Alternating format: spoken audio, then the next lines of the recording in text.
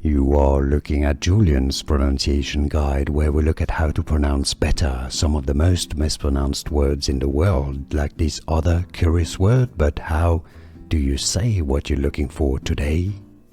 Let's learn once and for all how to pronounce this word correctly. If you want to learn more confusing names from ancient Greece, Greek mythology too, stay tuned for more videos for you.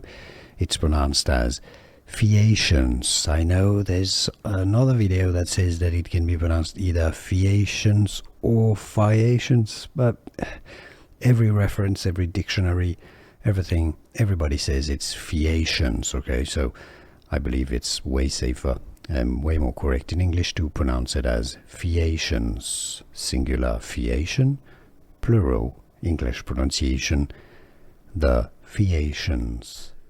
Here are more videos on how to pronounce more confusing words and names too many mispronounced. Like this video if you found it useful. I appreciate your support. I'll see you soon and thanks for watching.